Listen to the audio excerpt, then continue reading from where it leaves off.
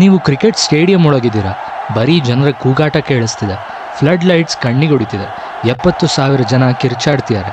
ಇದು IPL final. Flags ಹಾರಾಡ್ತಿದೆ, drum sound ಕೇಳಿಸ್ತಿದೆ. ಅರ್ಧ RCBಗೆ ಸಪೋರ್ಟ್ ಮಾಡಿದ್ರೆ ಮತ್ತರ್ಧ CSKಗೆ ಸಪೋರ್ಟ್. ಇದು ಬರೀ ಮ್ಯಾಚ್ ಅಲ್ಲ, ಇದೊಂದು ಬ್ಯಾಟಲ್ ಫೀಲ್ಡ್.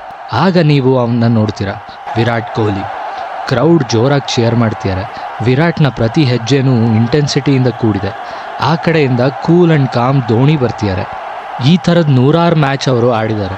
ಈಗ ಇದು ಬರೀ ಕ್ರಿಕೆಟ್ ಅಲ್ಲ, legacy versus legacy. Match explode ಆಗ್ತಿದೆ, 6 ಮೇಲೆ 6.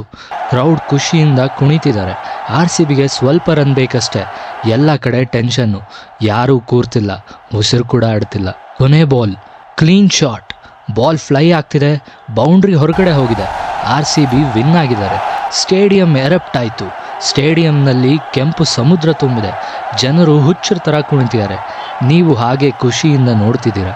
ಇದೊಂದು ಹೊಸ ಫೀಲಿಂಗ್. ಇದು ಗೇಮ್ಗಿಂತ ದೊಡ್ಡದಾಗಿದೆ.